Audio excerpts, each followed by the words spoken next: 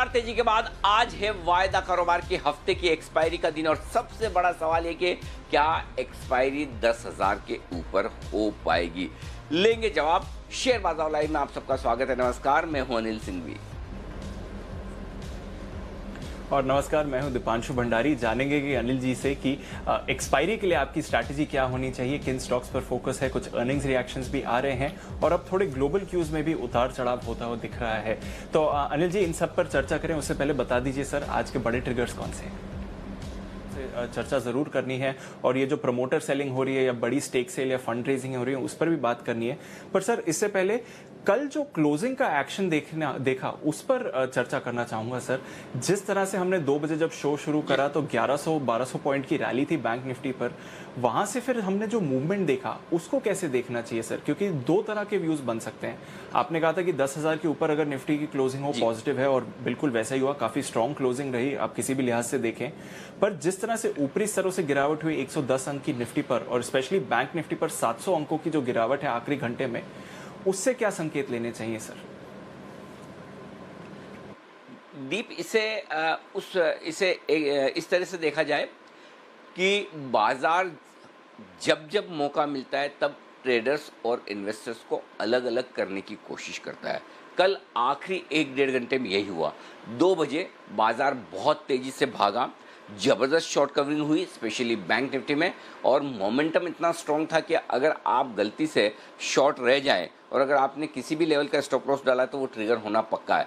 उम्मीद से कहीं ज़्यादा तेज, उम्मीद से कहीं ज़्यादा बड़ी शॉर्ट कवरिंग होती हुई दिखी है और जैसे ही ये शॉर्ट कवरिंग खत्म होती दिखी है और वहाँ पर ट्रेडर्स का काम हुआ खत्म, इन्वेस्टर्स हावी होते हुए दिखते हैं। कैसे? आप देखिए, ट्रेडर्स को क्या चाहिए? ट्रेडर्स को चाहिए मोमेंटम, और वो भी एक तरफा, चाहे वो तेजी का हो या मंदी का। और तेजी का हो तो और भी बेहतर, पार्टिसिपेशन ज़्यादा आता है। शॉर्ट्स बाजार में है, इसमें कहीं कोई डाउट नहीं, और वो शॉर्ट्स कवर होते हुए दिख रहे हैं। और ऐसे में हर एक 500 पॉइंट ऊपर अगर बैंक निफ्टी निकलता है, पहले 20,000 के पार निकला तो 20,000 के कॉल राइटर्स शॉर्ट कवर करेंगे, फिर 20,500, फिर 21,000। तो एक एक लेवल जैसे जैसे बाजार क्रॉस करता है उस लेवल की शॉर्ट कवरिंग आते हुए दिखती है। और आपने देखा किस तरह से 2 दिन पहले बैंक निफ्टी 200 पॉइंट के डिस्काउंट पर, इनफैक्ट इस सीरीज की जो हमने शुरुआत की थी 200 पॉइंट डिस्काउंट बैंक निफ्टी पर, तो वो ये बता रहा था कि किस तरह से एग्रेसिव शॉर्ट कवरिंग हुई। और कल 2 से 2:30 बजे के बीच में जो जबरदस्त शॉर्ट कवरिंग हुई वो यही दिखा रही थी कि जो डिस्काउंट था वो डिस्काउंट पूरा का पूरा खत्म हो गया। 125 पॉइंट का डिस्काउंट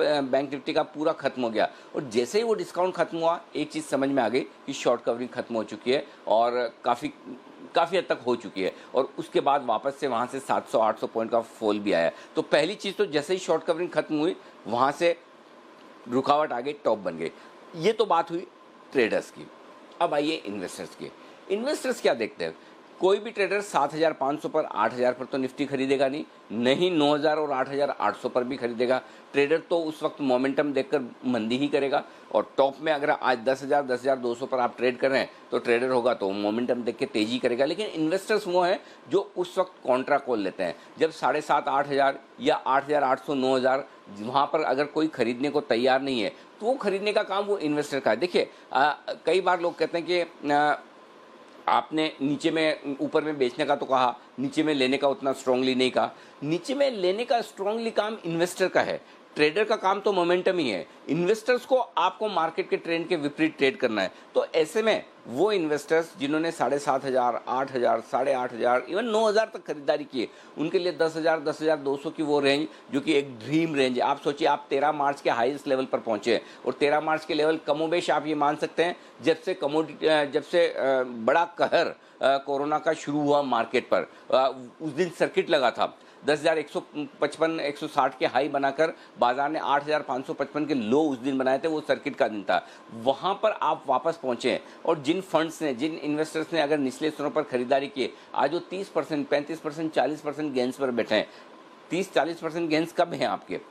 तब जबकि मार्केट बेहद खराब है, आउटलुक खराब है, लोगों को लगता है कि पता नहीं वापस कब से चीज़ें ट्रैक पर होंगी। वो क्वेश्चन मार्क्स ढेर सारे हैं, चीन अमेरिका कितना लड़ेंगे। और तब अगर आपका 2 महीने 3 महीने के इन्वेस्टमेंट में 30-40% बने तो कौन बुक नहीं करेगा। तो हो सकता है मार्केट यहाँ से और ऊपर जाए, लेकिन जो इन्वेस्टर है, जो फंड मैनेजर है, वो टॉप पर कभी नहीं बेचता, न कभी बॉटम पर खरीदता है। वो खरीदते वक्त भी टुकड़ों टुकड़ों में खरीदेगा और बेचते वक्त भी। तो हो सकता है मोमेंटम में 200-500 पॉइंट और निफ्टी ऊपर जाएगा, पॉसिबल है, बिल्कुल है। तो लेकिन आप हमेशा टॉप पर नहीं बेच पाएंगे, बॉटम पर खरीद नहीं पाएंगे। तो कल जो जिस तरह की एग्रेसिव शॉर्ट कवरिंग और जिस तरह से यूफोरिया होता है, अफरा तफरी होती है, उसी वक्त इन्वेस्टर के लिए प्रॉफिट बुक करने का या नया पैसा लगाने का एकदम परफेक्ट मौका होता है। तो कल मुझे लगता है जो तेजी बनी वो एग्रेसिव शॉर्ट कवरिंग की वजह से बनी है, और जो प्रॉफिट बुकिंग आई वो उन इन्वेस्टर्स की तरफ से आई जो अच्छे मुनाफे में बैठे हैं। आज कितने सारे बैंक्स हैं दीप, कितनी सारी एनबीएफसीज है जो यहाँ से 30-40% नीचे थे और कोई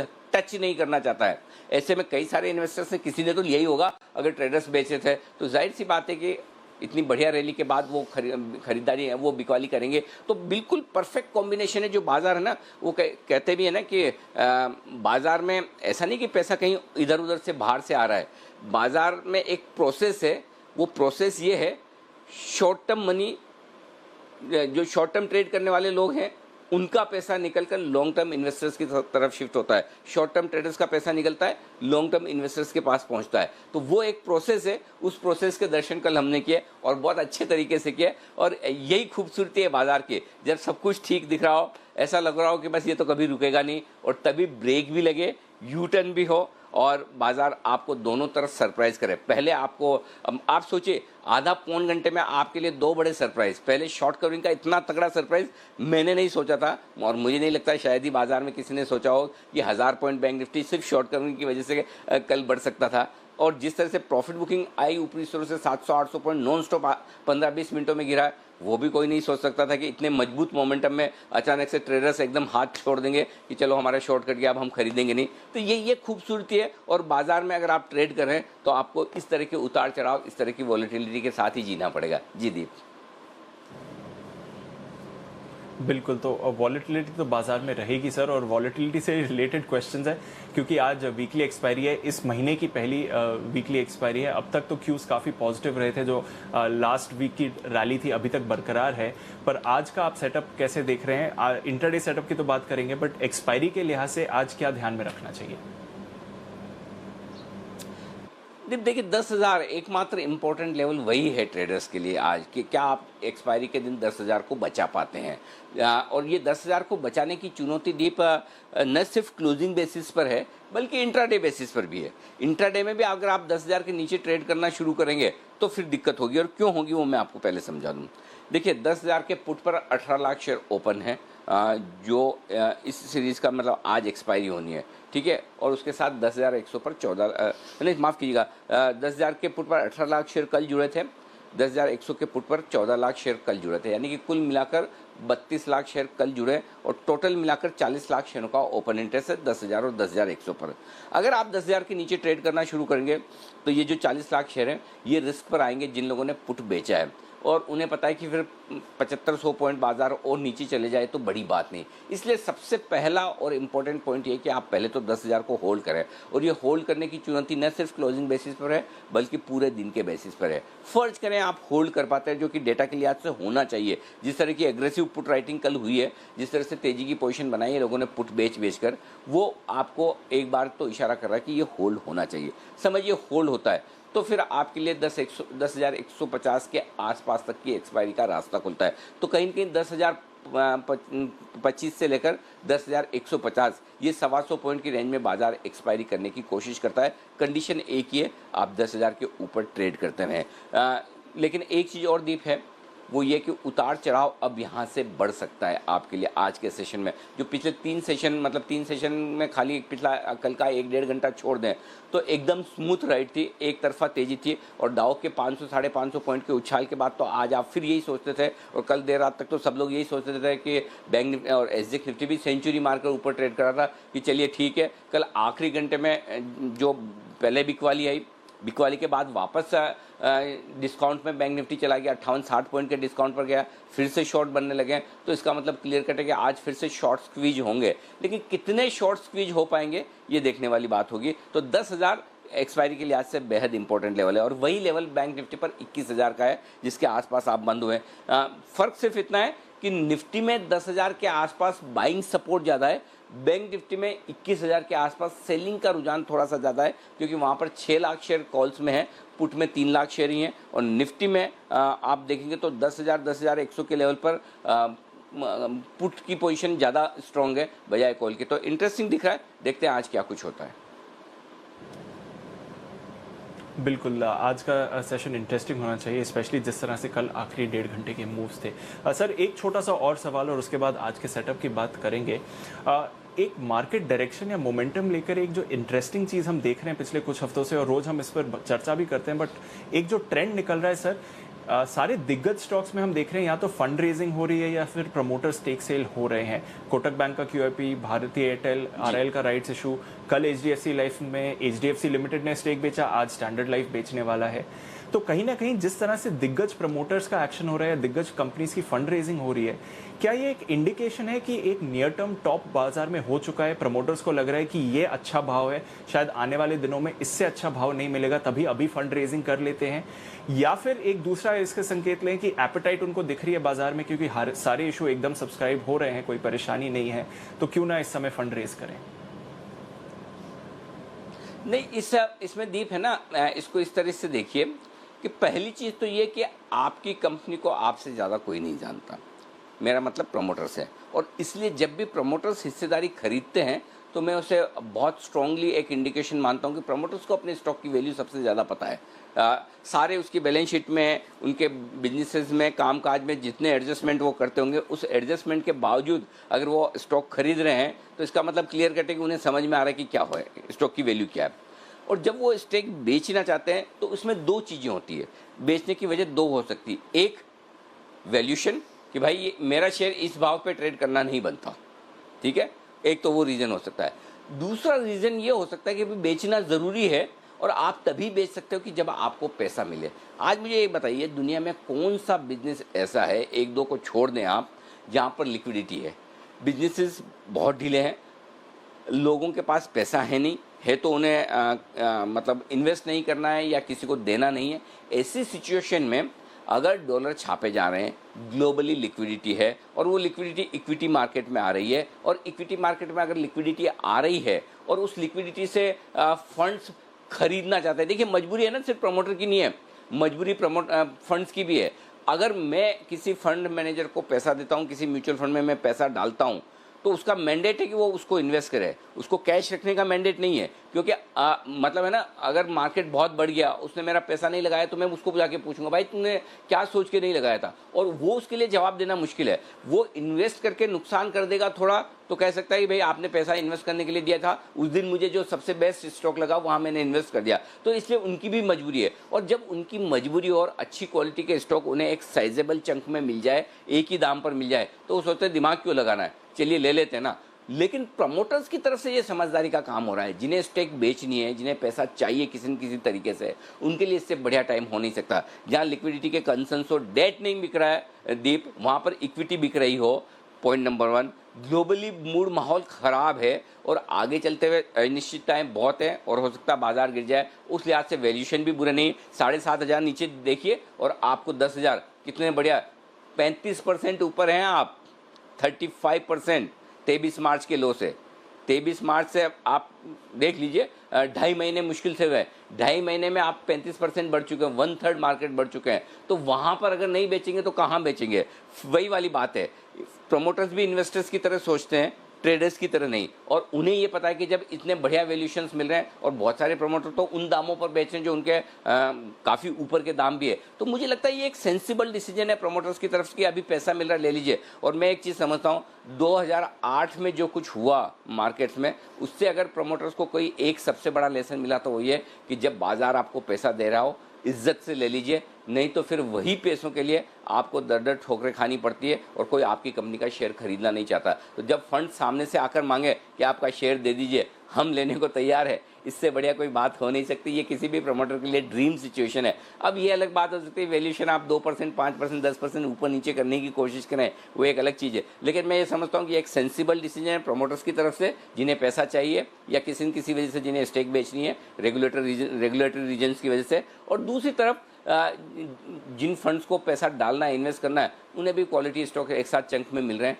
वो बिल्कुल। और शायद यही वजह है दीप कि आप देखिए इतनी बिकवाली हुई, इतनी खरीदारी एफआईज की तरफ से कैश मार्केट में हो रही है, उसके बावजूद आपको लिक्विडिटी खत्म होकर बाजार खराब होते नहीं दिख रहे हैं। नहीं तो आमतौर पर अगर 25,000 करोड़ लीवर में चले जाएं, रिलायंस के बड़े इशू में पैसा चला जाए, एचडीएफसी इतना बेच रहा है, कोटक बेच रहा है, तो फिर अल्टीमेटली कहीं न कहीं सेकेंडरी मार्केट में लिक्विडिटी पर असर तो आना चाहिए ना कि पैसा कम बचेगा, लेकिन वैसा हो नहीं रहा। वो इसलिए नहीं हो रहा कि पैसे की कमी नहीं है और अच्छे स्टॉक्स की कमी है, तो दोनों का मिलन जो हो रहा है वो आप इस तरह की बड़ी ब्लॉक डील्स में देख रहे हैं।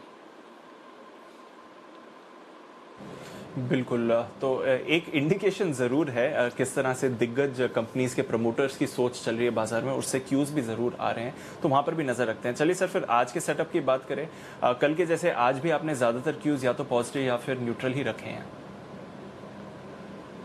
जी, चीन और अमेरिका के बीच में हवाई यातायात बंद होने की खबरें 16 जून से, उसको मैंने नज़रअंदाज कर दिया है। कोरोना को नज़रअंदाज करना मैं सीख गया हूं और इन दोनों को नज़रअंदाज करके मैंने ग्लोबल मार्केट्स पॉजिटिव लिखे थे। अब वही वाली बात है कि 2 बजे बहुत पॉजिटिव और 2:30 बजे अचानक से मार्केट नीचे आता है, वैसे ही 7 बजे सारे सब कुछ पॉजिटिव दिख रहे हैं ग्लोबल मार्केट्स, और 8 बजे थोड़े ऊपरी स्तर से हल्के हुए हैं। तो पॉजिटिव से न्यूट्रल मानकर चल सकते हैं आप ग्लोबल मार्केट्स को। एफआईज के संकेत पॉजिटिव से न्यूट्रल मान सकते हैं, क्योंकि कल जो बड़े आंकड़े आपको दिख रहे हैं उसमें कुछ ब्लॉक डील्स भी हैं। घरेलू फंड्स के संकेत न्यूट्रल से नेगेटिव साइड, नेगेटिव मान कर चलिए, इनको न्यूट्रल नहीं है, ये नेगेटिव है घरेलू संकेत, क्योंकि कल घरेलू फंड्स की बिकवाली हुई है। वायदा कारोबार के संकेत न्यूट्रल है, सेंटिमेंट पॉजिटिव है और ट्रेंड पॉजिटिव है। अब आज की बड़ी रेंज में आपको दे दूं दीप, 9,825 9,925 अब निफ्टी पर मजबूत सपोर्ट का ये काम करेगा। ये आपके लिए बेस है। एक बार जब इस रेंज को तोड़कर नीचे ट्रेड करना शुरू करेंगे तो आपको सोचना है कि क्या हमने टॉप बना दिया। जब तक आप इसके ऊपर हैं आपको ये सोचने की ज़रूरत नहीं है। ऊपरी स्तर पर 10,310 450 तक की जगह बनती है निफ्टी में, वो आप एक बार देख सकते हैं। इस रन में एक बार ऊपर जाने की अगर और कोशिश बने तो ये रेंज आपके लिए हो सकती है। बैंक निफ्टी 19,950 20,250 ये बैंक निफ्टी के लिए सपोर्ट जोन है, यहाँ पर आपको नज़र रखनी चाहिए। और बैंक निफ्टी के लिए ऊपरी रेंज जो निकल कर आएगी वो आएगी दीप 21,650 से 21,950 की रेंज, ऊपरी रेंज आपके लिए बैंक निफ्टी पर आ सकती है। अब आइए मैं आपको आज के दिन की रेंज बता दूं, और दिन की रेंज के लिहाज से 10,000 10,175 ये आज की छोटी रेंज होगी। 9,950 10,300 ये आज की मीडियम रेंज हो सकती है, और बड़ी रेंज 9,825 से 10,350। और आज की मैंने रेंज इसलिए लिखी है कि बड़ी रेंज इसलिए दी है, एक मोमेंटम बाजार में दोनों तरफ बड़े ऊपर नीचे के कल हमने देख लिए। दूसरा एक और चीज़ ये कि एक्सपायरी का दिन भी है, तो आप उतार चढ़ाव ज़्यादा देख सकते हैं। बैंक निफ्टी का जहाँ तक सवाल है 20,650 21,350 आज की छोटी रेंज है। 20,500 से 21,600 आज की मीडियम रेंज मानकर चलें, और 20,250 से 21,900 21,950 ये ऊपर की रेंज है। 21,950 का आंकड़ा ये है कि जो आपने 30 अप्रैल को हाई बनाए थे बाजार में, जहां से वापस बाजार 1000 पॉइंट निफ्टी नीचे गया, 8,800 तक पहुंचा और वहां से घुमाए, तो वो आंकड़ा निफ्टी ने तो पार कर लिया 9,900 का, और अच्छे से कर लिया। बैंक निफ्टी के लिए अभी भी वो आंकड़ा 21,967 का 22,000 राउंड फिगर समझ लीजिए, वो आना बाकी है 30 अप्रैल का हाई। तो मैक्सिमम अपसाइड अभी तक बैंक निफ्टी के लिए यही है 21,500 22,000, इसके ऊपर की अपसाइड मैं नहीं देख रहा दीप। ओके, तो 21,500 21,900 22,000 ये एक बड़ी रेंज है, बड़ी रेजिस्टेंस आप कह सकते हैं जो निफ्टी के लिए, बैंक निफ्टी के लिए आपको दिखेगी। सर, कल और आज में पीसीआर और विक्स दोनों में ही ज़्यादा बदलाव नहीं देखा है? कोई खास बदलाव है नहीं, वहीं का वहीं है। तो और वायदा कारोबार की एक्सपायरी के दिन पीसीआर 1.59 कंफर्टेबल है। जो तेजी की पोजीशन बनाकर बैठे हैं ट्रेडर्स, उनके लिए 9,950 स्ट्रिक्ट स्टॉप लॉस है इंट्राडे भी और क्लोजिंग बेसिस पर भी। जिनको और भी कम रिस्क रखनी है वो 10,000 का रख ले, लेकिन मेरे ख्याल से 9,950 ज़्यादा सेंसिबल है। बैंक निफ्टी के लिए 20,500 ये आपका स्टॉप लॉस होना चाहिए इंट्राडे और क्लोजिंग बेसिस पर। जिनकी शॉर्ट पोजीशन है वो 10,200 का स्टॉप लॉस रखे हैं निफ्टी पर इंट्राडे और क्लोजिंग बेसिस पर। जिनकी शॉर्ट पोजीशन बैंक निफ्टी में है, एक्चुअली उनके लिए स्टॉप लॉस 21,650 का आता है, लेकिन मेरी हिम्मत नहीं कि मैं आपको 700 पॉइंट ऊपर का स्टॉप लॉस दूं, तो मैंने आपके लिए स्टॉप लॉस छोटा करके 21,100 का दिया है। 21,100 के ऊपर बैंक निफ्टी दिन के दौरान ट्रेड करता दिखे या क्लोज होता दिखे तो फिर एग्जिट कर लीजिए, जाने दीजिए, फिर छोड़ दीजिए। क्योंकि क्या है वो 200-500 पॉइंट ऐसे भागेगा ऊपर नीचे कि आपको समझ नहीं आएगा। तो मुझे नहीं लगता कि कल के उतार चढ़ाव को देखने के बाद और कुछ समझ में आए ना आए, एक चीज़ समझ में आनी चाहिए कि हमें स्टॉप लॉस जो है ना वो छोटा रखना है। सिंपल चीज़ है, 21,100 ये आपके लिए स्टॉप लॉस है जदीप। बिल्कुल, तो एग्जिस्टिंग पोजीशंस आप कैरी फॉरवर्ड कर रहे हैं लॉन्ग शॉर्ट दोनों के लिए, स्टॉप लॉस थोड़ा छोटा रखना है, स्पेशली जिस तरह के शॉर्ट पोजीशंस है, दोनों तरफ के मूवमेंट्स हैं मार्केट में। तो उस लिहाज से देखें सर, तो नई पोजीशंस अगर किसे बनानी है तो फिर कैसे करेंगे आज?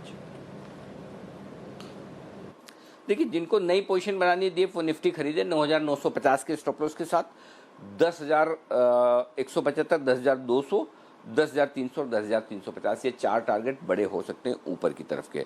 जिन लोगों को शॉर्ट करना है, आई डोंट नो अब वहाँ मौका मिलेगा नहीं मिलेगा, लेकिन मिले तो 10,300, 10,350 एकदम परफेक्ट लेवल शॉर्ट है। वैसे आप 10,175, 10,200 से मूड बना सकते हैं अगर आप नीचे खुले तो, कि क्या वहाँ पर शॉर्ट करना चाहिए। वहाँ शॉर्ट करें ना करें, प्रॉफिट बुक थोड़ा कर सकते हैं, लेकिन शॉर्ट करने के लिए 10,300, 10,350 अच्छी रेंज है वहाँ पर आपको फोकस करना चाहिए। 10,450 आपका स्टॉप लॉस होगा, 10,200, 10,175 और 10,075 ये टारगेट होंगे आपके लिए अगर आप शॉर्ट पोजीशन बनाते हैं। आइए बैंक निफ्टी, यहाँ पर 20,500 के स्टॉप लॉस से आपको खरीदना चाहिए। 21,350, 21,500, 21,600 और 21,900 बड़े टारगेट्स बनते हैं अगर बड़ी शॉर्ट कवरिंग और खरीदारी आती है तो। जो लोग शॉर्ट करना चाहते हैं 21,600 से 21,900 की रेंज में बैंक निफ्टी को आराम से शॉर्ट कर सकते हैं, और मैं फिर कहूँगा कि यहाँ पर ज़रूर करना चाहिए, छोड़ना नहीं चाहिए अगर यहाँ मौका मिलता तो। ये अल्टीमेट टारगेट है बैंक निफ्टी का, इसके ऊपर की संभावनाएं कम है, वहाँ पहुँचा पक्का शॉर्ट कीजिए। 22,100 का स्टॉप लॉस है। और मैं दीप एक बात फिर से आपको जोर देके कह दूँ, 21,650, 21,950 या राउंड फिगर में 21,600, 21,900 दिया है। आपको याद होगा 4-5 दिन पहले, 5-6 दिन पहले 16,800, 17,100 मैंने आपको 4 बार बोला, 4 बार लगातार बोला कि ये गोल्डन लेवल है, वहाँ पर बाजार आएगा तो हम पक्के तौर पर खरीदेंगे, और 17,150 का लो बनाकर ही मार्केट घूमा है वहाँ से एग्जैक्टली।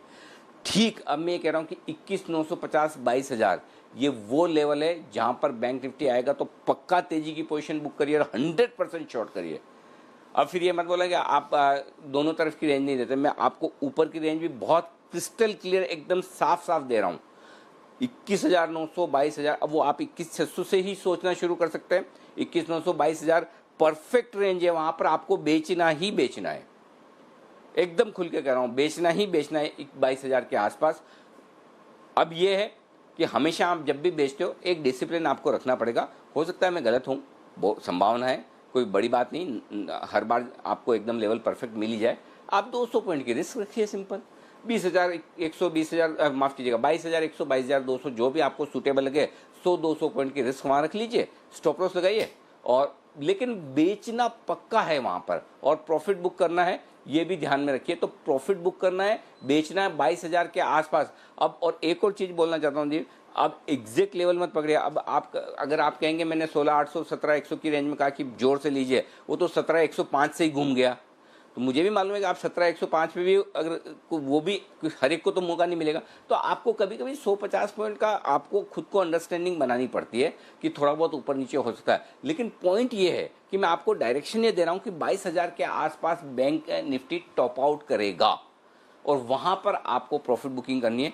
एग्जैक्ट पॉइंट नहीं बताया जा सकता, लेकिन ये वो लगभग परफेक्ट लेवल है जिसके आसपास अब 100-200 पॉइंट ऊपर नीचे से घूमेगा, ये मुझे नहीं पता, लेकिन वहाँ पर 100% मौका मिले तो छोड़ेगा मत, एक बार प्रॉफिट बुक कर लेगा। और उसके बाद अगर वाकई में ग्लोबल मार्केट ने साथ दिया है, सब कुछ नीचे आए तो परफेक्ट है, और अगर उल्टा हो गए तो 200-300 पॉइंट के आप रिस्क लेके स्टॉप लॉस लगा लीजिए, सिंपल चीज़ है, उतना तो आपको चांस लेना पड़ेगा। लेकिन वहाँ से घुमा तो आपको पैसा बढ़िया बनेगा। और आप देखिए ना, 17,000 से लेके 22,000 लगभग 5,000 पॉइंट की तेजी बैंक निफ्टी में 7-8 दिनों में।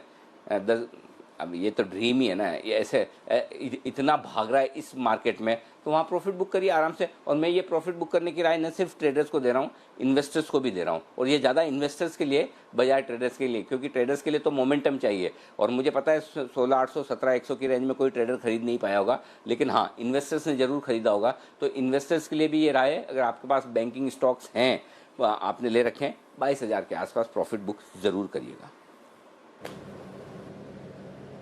बिल्कुल, तो जैसे अनिल जी लगातार आपको बता रहे हैं कि अब बाजार ऐसा है जो दोनों तरफ के ट्रेड्स आपको मिलेंगे। अब ऐसे लेवल पर आ रहा है, यहाँ से कुछ हज़ार पॉइंट दूर बैंक निफ्टी ऐसे लेवल पर होगा जहां पर आपको वापस बिकवाली करनी चाहिए। एक बार आपको याद दिला देते हैं कि किस प्रकार से अनिल जी ने आपको बोला था, एक बैंक निफ्टी के बॉटम पर 17,100 के आसपास आप खरीदारी करिए और वहां से जैसा कि बोल रहे हैं लगभग 5,000 पॉइंट्स की रैली आपने ऑलरेडी देख ली है। लेकिन आज मैं आपको एक इंटरेस्टिंग चीज और कहना चाहता हूँ। Bank Nifty, banks, financials, NBFC सब पर बेरिश होने के बावजूद मैं वो एक चांस लेने को तैयार हूँ। 16,800, 17,100 ये वो रेंज है जहां पर ट्रेडर्स को अपनी शॉर्ट भी काटनी चाहिए, लॉन्ग भी करनी चाहिए। मेरी ड्रीम लेवल आने की तैयारी है, तो जो मेरा ड्रीम लेवल है 16,800 से 17,100, जिस रेंज में मैं निफ्टी खरीदना भी, बैंक निफ्टी खरीदना भी चाहता हूँ, शॉर्ट भी काटना चाहता हूँ। अब मैं आपको खुल्लम खुल्ला ये कह रहा हूँ कि 16,800, 17,100 वो रेंज है जहां मैं डेफिनेटली आपको स्ट्रॉन्ग बाय सजेस्ट करूंगा। 100% बाय रेंज है जहां पर पक्के तौर पर आपको शॉर्ट काट के लॉन्ग लैंड करना चाहिए। मैं एक चीज कहना चाहूंगा, 16,800, 17,100 ये 300 पॉइंट की रेंज बैंक निफ्टी पर आप नोट कर लीजिए। मैं आपको कल भी कह रहा था, परसों भी कह रहा था, आज फिर कह रहा हूँ कि ये रेंज ऐसी है जहां पर बाजार सपोर्ट लेगा। हमने लगातार ये कहा कि इस रेंज में आपको शॉर्ट काटना चाहिए। 3 दिनों से मैं कह रहा था कि हम बैंक निफ्टी पर बेरिश हैं, फाइनेंशियल पर बेरिश है, लेकिन लेने की रेंज आ रही है। और लेने की रेंज मैंने ब्लाइंडली कहा था कि 16,800, 17,100 ब्लाइंड रेंज है जहां पर आपको शॉर्ट भी काटना चाहिए और हल्की खरीदारी भी करनी चाहिए। शुक्रवार को आपको हमने कहा भी था क्लोजिंग वाले सेशन में कि आप सारी शॉर्ट्स काट लें। पिछले 2 दिन से हम कह रहे थे कि 16,800, 17,100 मजबूत सपोर्ट है, गोल्डन सपोर्ट है। एग्जैक्टली 17,105 का लो बैंक निफ्टी ने बनाया है शुक्रवार को और वहीं से रिकवर हुआ है। कम से कम 4 दिन तक लगातार कहा कि 16,800, 17,100 ड्रीम लेवल है जहां पर आपको खरीदारी करनी चाहिए। स्पेशली बैंक निफ्टी में लॉटरी लग रही है।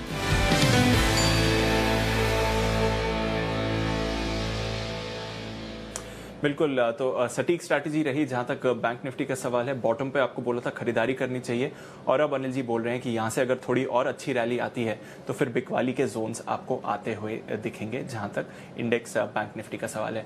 तो चलिए सर, ये तो रही नई पोजीशंस बनाने की सलाह। वोडाफोन आइडिया एक बार फिर से बैन से बाहर आ गया। एक दिन बैन में रहता है, एक दिन बैन के बाहर जाता है, तो वहां पर तो मूवमेंट चल ही रहा है।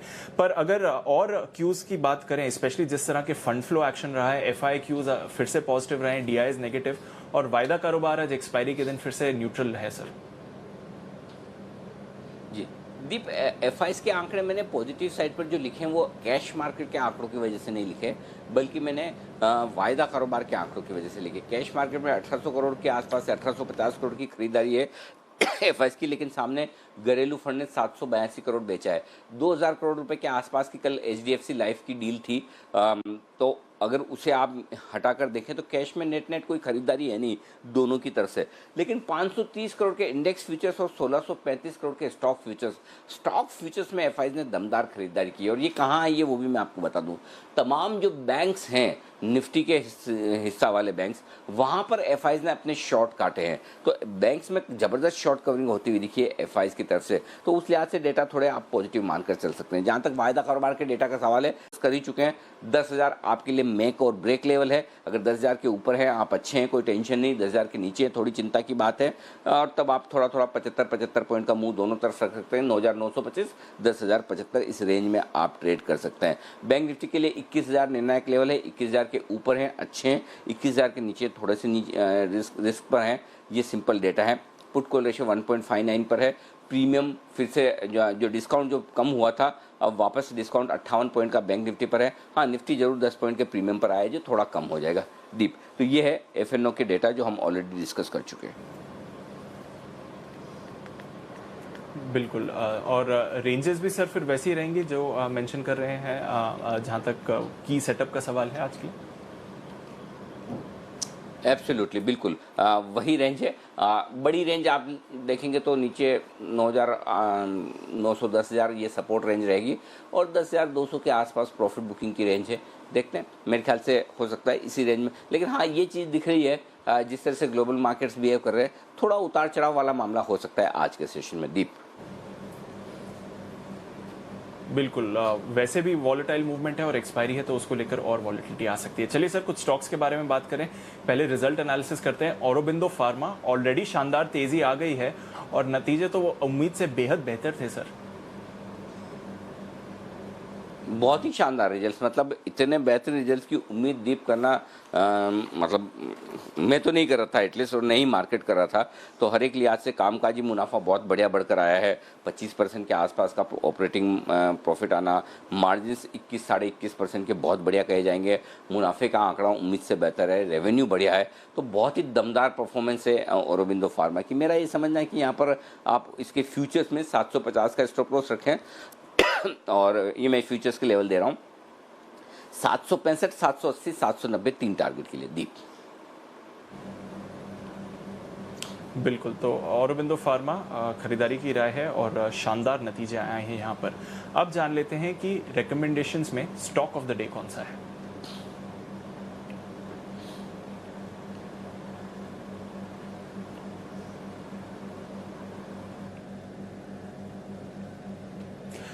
Anil ji, stock of the day क्या रेकमेंड करना चाहेंगे? जी जी, स्टॉक ऑफ द डे के हिसाब से मैं फेडरल बैंक के फ्यूचर्स खरीदने की राय दूंगा। हालांकि मैंने जब ये बनाए थे नोट्स तब मैं उम्मीद कर रहा था कि एक बढ़िया गैप मिलेगा। 100 पॉइंट ऊपर एसजीएक्स निफ्टी दिख रहा था, लेकिन अब थोड़ा सा ठंडा हुआ है। लेकिन फंडामेंटली स्टॉक अच्छा है और मुझे पसंद भी है। अगर बाजार ने साथ दिया तो यहाँ से स्टॉक अच्छे रुझान 55-60 रुपए तक के भी इन्वेस्टमेंट के लिहाज से दिखा सकता है। लेकिन एक चीज़ समझ लीजिए, बाजार के साथ सब चीज़ें चलती हैं, सब चीज़ें रुकती है। बाजार अच्छा है तो लोगों को मतलब आपको आरबीएल और इंडसइंड भी अच्छा लगने लगता है, और बाजार खराब हो तो एचडीएफसी बैंक और आईसीआईसी बैंक भी खराब लगने लगते हैं। तो बाजार से बड़ा कोई स्टॉक है नहीं, ये मानकर चलें आप। पॉइंट सिंपल है।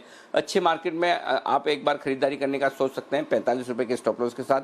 50 और 52-50 के टारगेट हैं। इन्वेस्टर्स के लिए 55 रुपये के टारगेट, और जो इन्वेस्टर्स हैं उन्हें आराम से पैनिक में जब खराब हो मिले तब खरीदिए। तो इसे मोर ऑफ पोजिशनल स्टॉक और एक फंडामेंटल पिक के तौर पर देख सकते हैं। मेरा आज के लिए देने का इरादा इसलिए आज से था कि बाजार बड़ा मजबूती के साथ दिख रहा था, लेकिन अब चूंकि थोड़ा बाजार कमज़ोर हुआ है तो आराम से धीमे धीमे अपने लेवल के आसपास मिले तब इन्वेस्टमेंट के तौर पर भी खरीद सकते हैं, या पोजिशनल ट्रेड के हिसाब से भी। और बाजार का मूड बदलता हुआ दिखे तो फिर झपट लीजिए, फिर कोई दिक्कत नहीं। तो एक बढ़िया मजबूत बैंक है, अपने बुक वैल्यू के हाफ पर वो ट्रेड कर रहा है, तो बुक वैल्यू से आधे दाम पर ट्रेड कर रहा है। एसएमईज पर जो फोकस है सरकार का, उसका फ़ायदा इस बैंक को ज़्यादा होगा। एसएमईज पर, एमएसएमईज पर ज़्यादा फोकस है। तो ये दोनों ट्रिगर थे जिस वजह से मुझे लगा कि इस पर एक खरीदारी की राय बनती है। जी दीप बिल्कुल, तो फेडरल बैंक 2 दिन पहले आपको याद होगा अनिल जी ने अपनी बर्थडे पिक में भी इस पर रिकमेंडेशन दी थी। तो नज़र रखिए इस पर। उतार चढ़ाव तो चलता रहेगा बट स्टॉक अच्छा परफॉर्म करना चाहिए। चलिए हमारी रिसर्च टीम के साथ बात कर लेते हैं और जान लेते हैं कि किस तरह के आज स्टॉक्स हैं फोकस में, ब्रोकरेज एक्शन किधर आ रहा है। देवांशी, पूजा और आशीष हमारे साथ तैयार हैं। देवांशी, आपसे शुरुआत करते हैं। Good morning. आज के ट्रिगर्स और नतीजों वाले स्टॉक्स कौन से हैं? Good morning Deepanshu. आज सबसे पहले ट्रिगर्स में कैश मार्केट के जिसके नतीजे आने वाले हैं उसमें पीआई इंडस्ट्रीज, सातिगाशी मोटर्स, सफारी इंडस्ट्रीज और फिलाटेक्स, ये कुछ चुनिंदा स्टॉक्स हैं जिन पर नजर रखनी चाहिए। साथ ही आज निफ्टी आईटी आज वीकली कॉन्ट्रैक्ट में ट्रेडिंग का आखिरी दिन है तो इस पर नजर रखेंगे। और साथ ही अब नतीजों की बात करें जो कल मार्केट आज बंद होने के बाद आते हुए दिखे, उसमें बीपीसीएल इस बार काफी कमजोर नतीजे आते हुए दिखे हैं। जो बिक्री है वो करीब 8% तक कम होती हुई दिखी है। इसके अलावा कंपनी ने घाटा किया है 1360 करोड़ का, जो पिछले साल मुनाफा था 1100, तो मुनाफे के सामने इस बार घाटा आता हुआ दिखा है। साथ ही आप देखिए जो कामकाजी घाटा है वो भी इस बार कंपनी पोस्ट किया है, करीब 619 करोड़ का जो कामकाजी घाटा है वो आता हुआ दिखा है 2700 करोड़ के मुनाफे के सामने।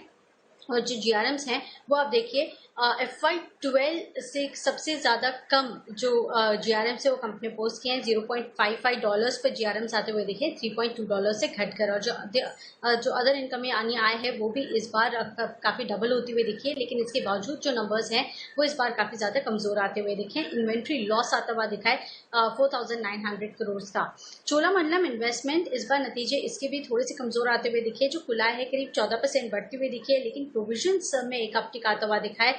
आप देखिए जो प्रोविजंस है वो 56 करोड़ के सामने 557 करोड़ रुपए आते हुए दिखे, तो लगभग 10 गुने प्रोविजंस बढ़े हैं और साथ ही एसेट क्वालिटी हल्की सी खराब होती हुई दिखी है। 3.5% के सामने 3.8% पर GNPAs आए हैं इस तिमाही में। साथ ही डिशमन कार्गोजेन, इसकी भी जो नंबर्स हैं वो थोड़े से कमजोर हैं। आय करीब 21% तक कम होती हुई दिखी है, कामकाजी मुनाफा 22% तक कम हुआ है और जो मार्जिन है वो 26% से कम होकर 25% पे आते हुए दिखे हैं। जो मुनाफा है वो भी करीब 5.5% कम होता हुआ दिखा है। मास फाइनेंशियल्स इस बार मिले जुले नतीजे आते हुए दिखे हैं।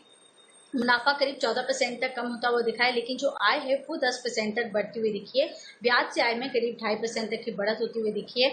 तो ओवरऑल आप देखिए थोड़े से फ्लैट नंबर्स हैं और जो मुनाफा है वो कम होता हुआ दिखा है।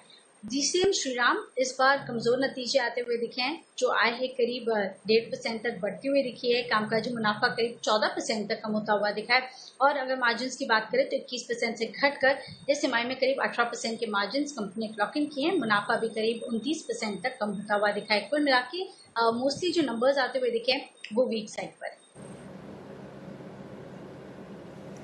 ओके, कई सारे मिड कैप नतीजे हैं जहां पर हमारी नजर रहेगी। चलिए पूजा से भी बात कर लेते हैं, जान देते हैं कि उनके पास कौन से स्टॉक्स हैं। बताएं पूजा। जी, रिलायंस का राइट्स इशू की कल आखिरी दिन थी और उसका एक अपडेट आपको दे देते हैं। आखिरी दिन इशू करीब 1.5 गुना सब्सक्राइब हुआ है। 10 जून को शेयर की अलॉटमेंट भी होगी और 12 जून को शेयर एक्सचेंजेस पर लिस्ट किए जाएंगे। तो एक अपडेट रिलायंस के लिए। इसके अलावा HDFC लाइफ आज ब्लॉक डील के जरिए स्टैंडर्ड लाइफ करीब 2% हिस्सेदारी बेच सकती है।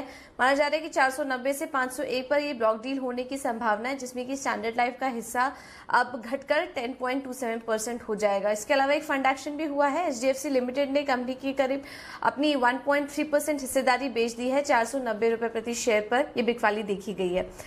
कैडिला और इप्का लैब, इन दोनों स्टॉक्स पर नजर रखिए क्योंकि WHO का एक बयान आया है जिसमें कि उनका कहना है कि HCQ यानी कि हाइड्रोक्सी क्लोरोक्विन के ट्रायल पर बयान जारी किया है और कोरोना वायरस पर ट्रायल फिर से शुरू कर सकते हैं क्योंकि जितने भी सेफ्टी टेस्ट थे वो पूरे हो चुके हैं। इस तरह के एक बयान आ रहे हैं WHO की तरफ से। तो इन दोनों स्टॉक्स पर नजर रखिए क्योंकि ये दोनों ही ये दवा बनाती हैं। तो कैडिला और इप्का लैब पर फोकस रहेगा। टेलीकॉम स्टॉक्स भी आज फोकस में रह सकते हैं क्योंकि ट्राई की तरफ से बयान आया कि एक दिन में जो 100 SMS भेजने की लिमिट लगाई थी वो अब हटा दी है और अब एक दिन में मुफ्त SMS भेजने की सीमा को पूरी तरह खत्म कर दिया, यानी कि अब अनलिमिटेड SMS भेज सकते हैं।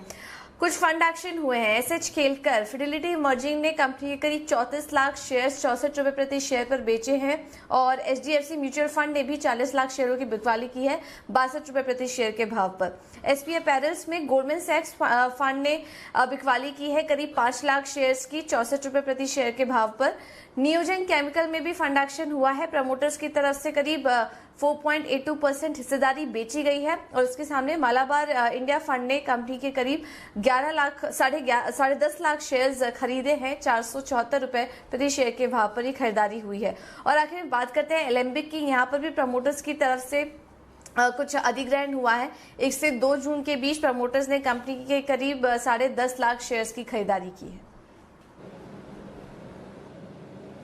बिल्कुल, तो फंड एक्शन भी बरकरार रहा है और आज कुछ और आपको फंड एक्शन दिखने वाला है।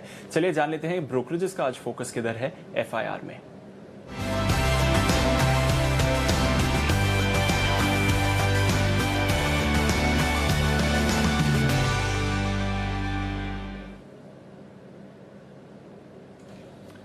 आशीष हमारे साथ तैयार हैं। आशीष, सबसे पहले तो बताइए कि नतीजों वाले स्टॉक्स पर ब्रोकरेजेस का क्या कहना है? बिल्कुल, good morning Deepanshu. Credit Suisse की रिपोर्ट्स आई हैं नतीजों पर और सबसे पहले आप देखिए ऑरबिंदो फार्मा यहाँ पर न्यूट्रल की रेटिंग को बरकरार रखा है 665 रुपये के लक्ष्य के लिए। ये स्टॉक पर ज़्यादा पॉजिटिव नजर नहीं आ रही क्योंकि अगर आप कल की क्लोजिंग देखें तो लगभग 750 की थी। ये कह रहे कि आय अनुमान से बेहतर है, कंपनी ने कर्ज भी कम किया है। साथ ही इंजेक्टेबल कारोबार को अगर आप देखें तो वहाँ पर तिमाही आधार पर 23% की गिरावट देखने को मिली है और FY21 में यानी इस वित्त वर्ष में जो इनका R&D खर्च है वो भी बढ़ते हुए नजर आएगा। यानी ऑरबिंदो फार्मा पर क्रेडिट स्विस ज़्यादा पॉजिटिव नजर नहीं आ रहे हैं। BPCL के भी नतीजे आए थे और नतीजों में क्रेडिट स्विस ने ये कहा है कि मार्जिन जो है वो तो अनुमान से काफ़ी बेहतर देखने को मिले थे, लेकिन कर्ज में जो बढ़ोतरी है जिसके चलते थोड़े से नेगेटिव नजर आ रहे हैं। यहाँ पर भी न्यूट्रल की रेटिंग को बरकरार रखा है 305 रुपये के लक्ष्य के लिए। ओके, तो ये तो रही नतीजों वाली रिपोर्ट्स। अन्य स्टॉक्स पर क्या रिपोर्ट्स हैं आशीष?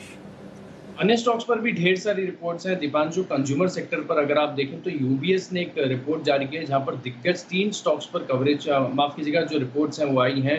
टाइटन पर देखिए यहाँ पर रेटिंग को डाउनग्रेड किया है, खरीदारी की राय से बदलकर अभी बिकवाली की राय दे रहे हैं और लक्स जो है 1200 से घटाकर 850 कर दिया है। वहीं कोलगेट पर देखिए यहाँ पर भी डाउनग्रेड कर दिया गया है, न्यूट्रल की रेटिंग बदलकर अभी बिकवाली की राय दे रहे हैं और लक्ष्य 1320 से बढ़ाकर 1350 कर दिया है। लेकिन आईटीसी एक ऐसा स्टॉक है जहां पर ये थोड़े से पॉजिटिव नजर आ रहे हैं, यहाँ पर खरीदारी की राय को बरकरार रखा है और लक्ष्य में भी कोई बदलाव नहीं किया, 225 रुपए पर लक्ष्य भी बरकरार है। ये कह रहे हैं कि स्टॉक के अंदर वैल्यूएशन हिसाब से अगर आप देखें तो बेहद आकर्षक नजर आता है। इसके अलावा पूरे कंज्यूमर स्पेस में कुछ स्टॉक्स इन्हें पसंद आ रहे हैं जो इन्होंने अपनी टॉप पिक्स में शामिल की हैं, एचयूएल, नेस्ले और मेरिको। एक और रिपोर्ट है वोडाफोन आइडिया पर, यहाँ पर गौर कीजिएगा सीएलएससी की रिपोर्ट दोबारा आई है, यहाँ पर खरीदारी की राय को बरकरार रखा है 12 रुपए के लक्ष्य के लिए और ये कह रहे हैं कि पिछले 3 महीने में अगर आप स्टॉक का परफॉर्मेंस देखें तो लगभग दुगना रिटर्न दिया है। लेकिन ये मान रहे हैं कि अभी भी आप बढ़िया अपसाइड देखने को मिल सकती है, 12 रुपए तक ये स्टॉक जा सकता है। कारण ये है कि इनके जो FY22 तक एबिटा है, कामकाजी आय है, इसमें 67% की ग्रोथ देखने को मिलेगी, जिसके चलते काफी ज्यादा पॉजिटिव नजर आ रहे हैं। HDFC लिमिटेड पर जेफरीज की रिपोर्ट है, खरीदारी की राय को बरकरार रखा है और लक्ष्य जो है 2000 रुपए से बढ़ाकर 2110 रुपए कर दिया है। ये कह रहे हैं कि मेजर जो बड़े शहर हैं जैसे बेंगलुरु, हैदराबाद, गुड़गांव, यहाँ पर कंस्ट्रक्शन एक्टिविटी दोबारा शुरू हो गई है, जिसके चलते ये मान रहे हैं कि जो होम लोन्स है यहाँ पर भी पिकअप देखने को मिलेगा, बिक्री बढ़िया देखने को मिलेगी। CLSA की रिपोर्ट है, ब्रिटानिया पर खरीदारी की राय को बदलकर अब आउट परफॉर्म की रेटिंग दी गई है, यानी यहाँ पर डाउनग्रेड कर दिया गया है और लक्ष्य 3700 से बढ़ाकर 3900 कर दिया है। ये कह रहे कि कोरोना वायरस का ज्यादा इम्पैक्ट इस तिमाही में देखने को नहीं मिला और ये मान रहे कि आगे जाकर आय में तो ग्रोथ जरूर देखने को मिलेगी। ONGC पर एक आखिरी रिपोर्ट देख लेते हैं। CLSA की रिपोर्ट है, बिकवाली की राय बरकरार रखी गई है 55 रुपए के लक्ष्य के लिए। ये कह रहे हैं कि फिलहाल भी अगर आप देखें तो वैल्यूएशन आकर्षक नजर नहीं आ रहे हैं और गैस की कीमतों में एक साल के अंदर लगभग 50% की गिरावट देखने को मिल सकती है, जिसके चलते स्टॉक पर नेगेटिव है। ओके, तो ये हैं वो तमाम रिपोर्ट्स जिन पर आज आपको एक्शन देखने को मिलेगा। परफेक्ट, आइए अब करते हैं एक्शन की शुरुआत बिगुल के साथ pick of the day.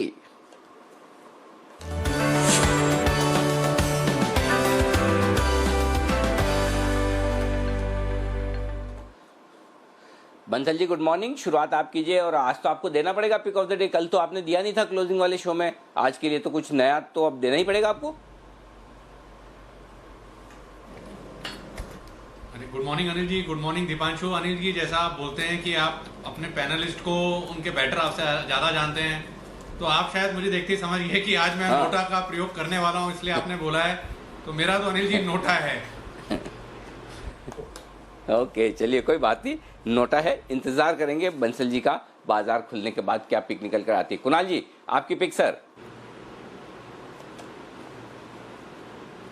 Good morning Anil ji, good morning Deepanshu. Anil ji देखिए, पिक देने से पहले 2 स्टॉक्स का मैं अपडेट दे देता हूं और 2 स्टॉक्स अनिल जी जो पिक ऑफ द डे में अभी तक हम लोगों ने दिए हैं, उसमें एक स्टॉक है GMM फॉडलर, जिसकी लगातार हम लोग चर्चा करते आए हैं। कल इसमें 4000 रुपये का क्लोज हुआ है अनिल जी, जो मेरी राय में एक बड़ा ब्रेकआउट है और लगातार हर गिरावट पर हमने खरीदने की राय दी है। 4000 का भाव हो गया है।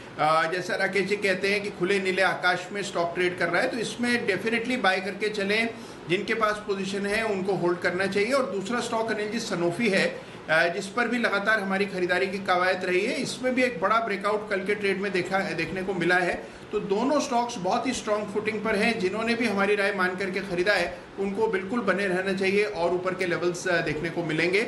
और अनिल जी, आज मैंने जो शेयर को चुना है वो है SBI कार्ड्स, जिस पर कल मुझसे दीपांशु ने बंद होते समय बाजार के सवाल किया था। SBI कार्ड्स में एक बड़ा ब्रेकआउट हमने कल के ट्रेड में देखा है। एक डबल बॉटम पैटर्न इसके जो लिमिटेड डेटा अवेलेबल है उस चार्ट पर दिखाई पड़ता है। तो SBI कार्ड्स में मुझे उम्मीद है कि आपको 650 रुपये तक के लेवल्स आने वाले वक्त में देखने को मिलेंगे। इन स्तरों पर बाय करके चलें और यहाँ पर एक स्टॉप लॉस 599 रुपये के आसपास रखें। ऊपर 640 और बाद में 660 के टारगेट्स होंगे। तो SBI कार्ड होगा आज का pick of the day.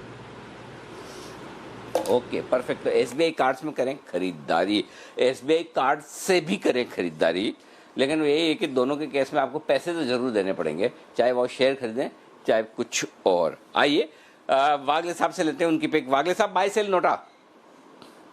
Anil ji good morning, Deepanshu good morning. मेरा वही स्टॉक है जो मैंने कल आखिरी आधे घंटे में कहा था, वो है MGL। मुझे इसका पैटर्न बहुत ही अच्छा लग रहा है। 1014 का क्लोज है, 993 का मेरा स्टॉप लॉस होगा। मुझे लगता है आज और कल में 1060 का टारगेट आना चाहिए।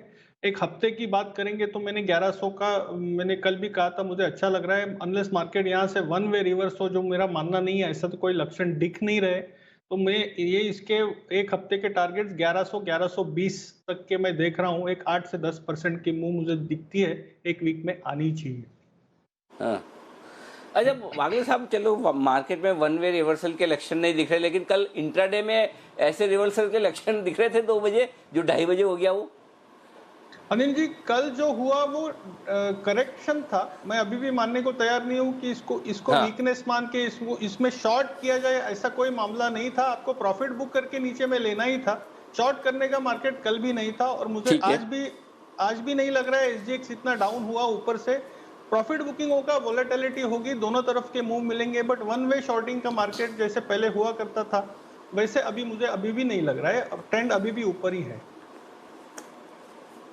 Okay perfect. आइए सेठी साहब को करते हैं कार्यक्रम में शामिल। सर गुड मॉर्निंग, आपकी पिक्स बताइए प्लूरल में, PICKS। Good morning Anil ji, good morning Deepanshu. देखिए बाजार पे तो थोड़ा व्यू कॉशियस है, बिकॉज हमने पिछले 6 दिनों में एक बहुत ही शानदार 1200 पॉइंट की निफ्टी में तेजी देख ली है, जो कि आमतौर पे अगर साल भर में इतने निफ्टी में रिटर्न्स आते हैं तो भी वो एक अच्छा बाजार माना जाता है। तो मुझे लगता है यहाँ पे आके थोड़ा बाजार करेक्ट हो सकता है या थोड़ा कंसोलिडेट हो सकता है, बट फिर भी stock specific, sector specific activity बिल्कुल बाजार में रहेगी। तो मैंने F&O स्पेस से 2 स्टॉक रिकमेंड करना चाहूंगा, सिर्फ 2। पहला स्टॉक रहेगा औरोबिंदो फार्मा, जिसके कल बाजार बंद होने के बाद नतीजे बेहद ही शानदार है। फार्मा सेक्टर बिल्कुल एक पॉजिटिव सेंटीमेंट से चल रही है और मुझे लगता है इस स्टॉक में बिल्कुल आज भी खरीदारी करनी चाहिए। मेरा इस स्टॉक में आज का लक्ष्य रहेगा 775 रुपए का। और दूसरा F&O स्पेस से मैंने स्टॉक पिक किया है पेट्रोनेट LNG। जैसे अभी वागले साहब ने भी बताया, MGL उनको अच्छा लग रहा है, और MGL मैंने परसों शाम के जो बाजार आज और कल के शो में 966 के लेवल पे रिकमेंड किया था और कल एक शानदार तेजी देखी। वैसे ही मुझे लगता है पेट्रोनेट LNG, ये जो गैस वाले स्टॉक्स है, यहाँ पे अच्छी तेजी नजर आ रही है। मुझे लगता है पेट्रोनेट LNG में भी खरीदारी करनी चाहिए, यहाँ से अच्छे अपसाइड इसमें देखे जा सकते हैं। ओके, तो थोड़ी देर में आप अपने कैश मार्केट के स्टॉक्स की भी लिस्ट तैयार रखिए, मैं आपके पास फिर से आ रहा हूं। लेकिन तब तक एक बार किरण जाधव साहब हमारे साथ कार्यक्रम में शामिल हो चुके हैं पुणे से इस वक्त, और किरण जी से पहले उनका पिक ऑफ द डे ले लिया जाए। Kiran ji good morning. Morning Anil जी। पहले तो एक कॉन्ग्रेचुलेशंस बोलना है आपको कि चार्ट पे कोई भी संकेत नहीं थे कल जब आपने बैंक निफ्टी पे शॉर्ट कॉल देने की सलाह दी, और जिस तरीके से ये क्रैक आ गया वो तालियां यानी बहुत तारीफ करनी चाहिए, क्योंकि चार्ट्स में ऐसे कोई संकेत नहीं थे। इनफैक्ट कल अगर आप 2 से 3 बजे तक की व्यू देखते हैं तो 80% बाय कॉल्स बैंकिंग सेक्टर पे ही आ रहे थे, और तब शॉर्ट देना और वो क्रैक आना वो काबिले तारीफ है अनिल जी। मेरा जो स्टॉक है वो आज का स्टॉक ऑफ द डे है डॉक्टर रेड्डी है। डॉक्टर रेड्डी पे मेरा मानना है कि बाय करके चलना चाहिए। आज वोलेटिलिटी जैसे कल आखिरी के 1 घंटे में देखने को मिली, वो कंटिन्यू होती नजर आ सकती है। जैसे अभी एक पिछले 6-7 दिनों में जो बहुत बड़ी रैली आ गई है, उसके बाद कंसोलिडेशन होना लाजमी है, और उसके चलते मुझे लगता है कि डिफेंसिव सेक्टर्स में काफी अच्छा रुझान देखने को मिल जाना चाहिए। डॉक्टर रेड्डीज मेरा आज का पिक रहेगा। कल का क्लोज करीबन 3962 का था, आपका स्टॉप लॉस 3920 का होना चाहिए, और मुझे लगता है कि अगर 4000 का एक इंपॉर्टेंट लेवल है वो एक बार निकल जाए तो 4060 4080 के लेवल्स 1 से 2 दिनों में देखने को मिलेंगे। ओके, तो ये है आपके लिए खरीदारी करने की राय। Doctor is ready to go up, doctor Reddy खरीदिए, ये है। विकास जी अब आपकी बताइए कैश मार्केट के स्टॉक्स की लिस्ट कौन कौन से आपके रडार पे खरीदारी करने के लिए आज? बिल्कुल अनिल जी, जो पहला स्टॉक है वो स्टॉक मैंने पिछले सप्ताह भी रिकमेंड करा था। स्टॉक का नाम है EID पैरी। उस दिन मुझे याद है आपने भी इसकी जो सब्सिडियरी कंपनी है कोरोमंडल इंटरनेशनल को पिक ऑफ द डे के रूप में दिया था, और बाकी कुणाल जी ने भी स्टॉक रिकमेंड करा था, और उस दिन हमने इस स्टॉक में एक शानदार 13-14% की तेजी देखी थी। वहां से फिर ये थोड़ा बहुत करेक्ट हुआ है, स्टॉक अब 205-6 के लेवल पे अवेलेबल है। मुझे लगता है एक बेहद ही शानदार स्टॉक है और एग्री स्टॉक्स जिस तरह से मानसून इस बार नॉर्मल होने वाला है, फिर शुगर सेक्टर पॉजिटिव लग रहा है, फिर जैसे आपने बताया इसकी जो कोरोमंडल इंटरनेशनल की हिस्सेदारी है काफी डीप डिस्काउंट पे इस स्टॉक में अवेलेबल है। तो मुझे लगता है इस स्टॉक को बिल्कुल खरीदना चाहिए इवन आज के लिए, या फिर मीडियम से लंबी अवधि में मुझे इस स्टॉक में करीबन 300 सवा 300 तक के लेवल्स नजर आते हैं। दूसरा स्टॉक रहेगा वर्लपूल, एक कंज्यूमर ड्यूरेबल्स बनाने वाली अच्छी कंपनी है, मुझे लगता है ये स्टॉक भी बहुत अच्छा करना चाहिए, तो यहाँ पे खरीदारी करने की सलाह है। तीसरा केईसी इंटरनेशनल भी मुझे पसंद आ रहा है, इन लेवल्स पे काफी घटा हुआ है, टूटा हुआ स्टॉक है, मुझे लगता है यहाँ पे खरीदारी करने के मौके हैं, बिल्कुल खरीदना चाहिए। और फाइनली मैं रेकमेंड करना चाहूंगा एक logistic company by the name of Aegis logistics. ये एलपीजी और जो लिक्विड गैस को ट्रांसपोर्ट करने वाली एक दिग्गज कंपनी है, फंडामेंटल्स अच्छे हैं और ये स्टॉक भी अपने हाइट से काफी नीचे लेवल्स पे ट्रेड करता है, मुझे लगता है करंट लेवल से इसमें अच्छी तेजी बन सकती है, तो यहाँ पे भी खरीदारी करने की सलाह। ओके, तो दो स्टॉक औरोबिंदो फार्मा और पेट्रोनेट एलएनजी, ये तो थे वायदा कारोबार के शेयर जो सेठी साहब को पसंद है। कैश मार्केट में शुगर स्पेस की बेहतरीन कंपनी एआईडी पैरी, ये खरीदारी करने की राय है। वर्लपूल, केईसी इंटरनेशनल और एजिस लॉजिस्टिक, ये है वो स्टॉक जहां पर बुलिश है सेठी साहब। आइए, राजेश पालिया साहब हमारे साथ जुड़ चुके हैं एक्सिस सिक्योरिटीज से। राजेश जी गुड मॉर्निंग, बताइए सर आपकी पिक, बाय सेल नोटा क्या है?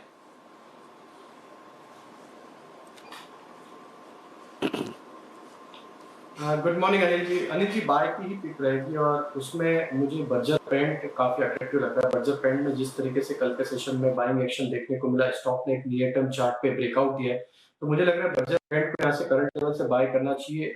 516 के आसपास बंद हुआ है, 516 के आसपास स्टॉक कल क्लोज हुआ है, तो इसमें हम रखेंगे स्टॉप लॉस 511 का और टारगेट हमें लगता है आज के सेशन में जो देखने को मिलना चाहिए वो 525 से लेके 530 तक के टारगेट आते हुए दिखना चाहिए। तो बर्जर पेंट आज के सेशन में बीटीएसटी के तौर पे बाय करने की सलाह है।